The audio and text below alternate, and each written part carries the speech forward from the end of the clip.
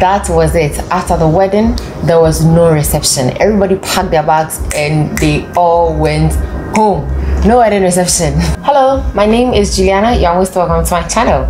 First of all, I want to give a big shout out to my unknown friend. Somebody gifted this smock fabric to me. I love it so much. Thank you to my unknown friend. I don't know the person, so thank you to whoever that has given me this beautiful fabric and for me to sew into a beautiful dress as this one. So thank you so much.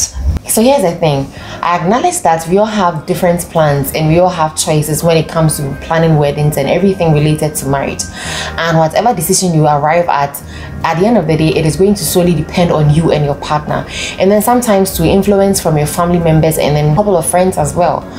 And so in this video, it is not to tell you that wedding receptions are bad. I love celebrating milestones, and a lot of people consider getting married as an achievement and then big milestones of their lives. And so I enjoy such celebrations, seeing cakes falling from the sky and having a lot of floral decorations around and having big parties and dancing all over with live bands and big musicians around.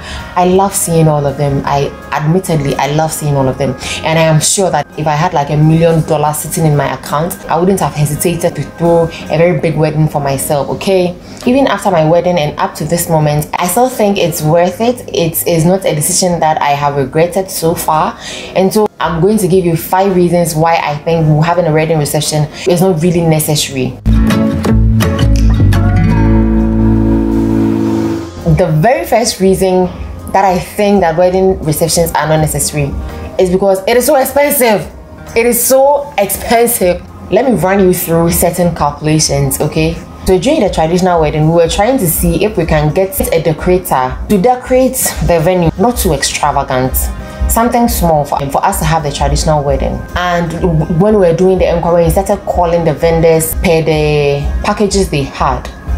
The least cost was 2,000 Ghana cedis. Even with the 2,000 Ghana cedis, it is not as floral as you would see on Instagram pages, on wedding pages on Facebook and Instagram and what have you, on Pinterest and what have you. It's nowhere near those kind of decorations. When we're looking for photographers, the list was 2,500 Ghana cedis, and even that one, it only covered videography. You'd have to rent a guest house or a hotel or maybe a conference room. If you are doing it in your father's compound house or your any compound house that you are going to get for free, you would need some kind of decorations. You hide tents, you hide chairs, you hide tables, and then maybe some flowers and balloons. For food, assuming everybody is going to spend 20 cedis per plate for food, you have to bear that cost as well. We haven't talked about the dress that you wear. Apart from your own wedding dress, you know, for wedding reception, you can't take your wedding dress to your wedding reception. You may decide to take your wedding dress to the wedding reception, but in most cases, you are so tired and drained in your wedding dress that you want to take it off and then wear something lighter. And these days, these fashion designers, they don't sew wedding reception dress for anything less than 700 Ghana cedis. People take like about 500 Ghana cedis. Some are as expensive, together with the cloth, some are as expensive as 2,000 Ghana cedis, even 3,000 Ghana cedis. I'm sure you know. If the wedding is at 10 a.m. and you are going to close at 1 p.m. or 12 p.m, then the reception is scheduled somewhere around 4 p.m. or 5 p.m. You would need another makeup, and that makeup is also going to cost around 500 Ghana cedis, or maybe 700 or 1,000 Ghana cedis, depending on the makeup artist that you have. So the thing is, wedding receptions are so expensive. Don't forget, apart from all these expenses, from your venue, your food, your decorator, your photographer, your dress, your makeup, I mean everything put together, the cost of the wedding is separate. The cost of your traditional wedding is separate, and your honeymoon awaits you. Looking back, I still think it is worth it because it helped us save tons of money. We would have spent more than 7,000, between 7,000 and 10,000 Ghana cedis only on wedding reception. For an average income earner like me, you know, when it comes to these wedding receptions, I wonder where these people work, like what kind of jobs people do, because it's so expensive.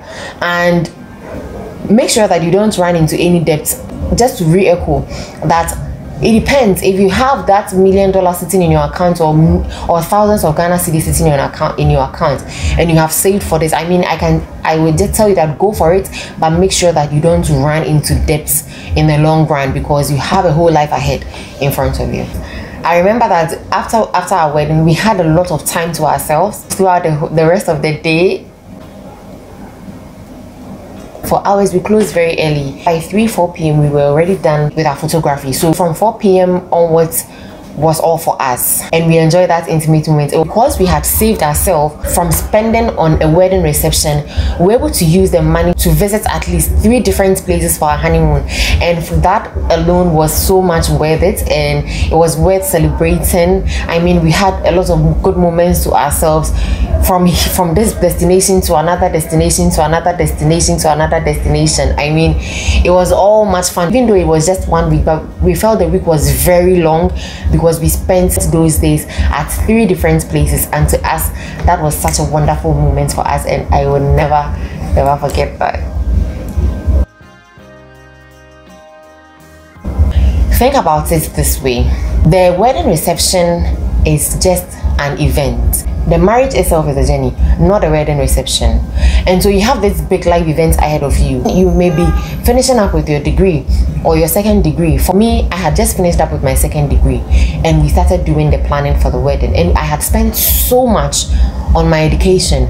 And going forward in the marriage, you know, you need to plan for maybe your building, you need to plan to go to school. Maybe after marriage you probably want to continue with your education, or you and your partner, you plan to build your own house, acquire land, and then start doing some building. And then probably you also want to start raising kids immediately after you get married. And so these life events are so very necessary, and they are so expensive that you cannot risk it to just spend on just a day for your wedding reception. To me, I think it doesn't make any sense, especially if you are not that high income earner like myself. So I am talking to the average earners, and even if you are a higher income earner, if you are earning above 10,000 Ghana cedis, 15,000 Ghana cedis, I don't know how this would mean for you, but personally it doesn't make sense that these events are ahead of you, and then you are considering spending all this chunk of money on people, when actually you should invest that money and then wait and spend on yourself or your kids or your home. Okay, talking about starting life together, if you don't take care and you spend all those huge sums of money for your wedding reception, you end up in huge debts. You are going to start life together. Imagine you're going to start life together and you start this life with debts. Do not follow what society is saying and what your friends are doing and what other people are doing to be in debt and spending the first year and 2 years of your lives paying off your loans just because of a wedding reception. The other thing is that it is overwhelming. It's so overwhelming. At the end of the day, you need to find a wedding event planner who would coordinate everything for you, getting the venue, getting the vendor for food. Some of the venues, if you are going to do it as a hotel, the hotel will produce the food. But then if you are going to do it somewhere else, and if the venue is going to allow you to bring your own food, the vendor to even cook the food for you, whether this vendor will be, the thought of having a very good vendor, the thought of having a good caterer, the thought of having a good photographer, they are also overwhelming.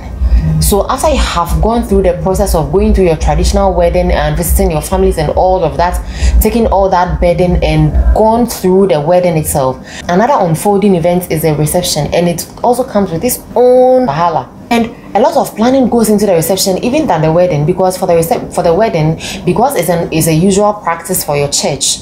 If you are going to do it at your church or in your home, you know, you get some people, you get some ushers from your church, your praise leaders from your church to do basically everything for you. But when it comes to the reception, you will not get it like that. You would have to plan with a vendor, and they will take money from you, the time that you will spend, the energy that you spend thinking about all these things, how best it will go. And so save yourself the energy and the time. At the end of the day, you are marrying the love of your life, so nothing should be stressful. Everything should end up joyous. Everything should end up so well planned, and you have full control of your life. Talking about control, the last thing that I would want to add, you have full control over the whole planning of the marriage ceremony, because it involves a whole lot of vendors this person is saying that, everybody is telling you what to do, everybody is giving you ideas, everybody is recommending certain things for you.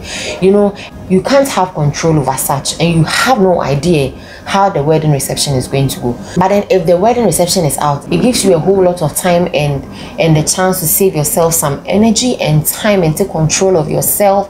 Most of the times, the food that is being cooked, you don't even eat the food.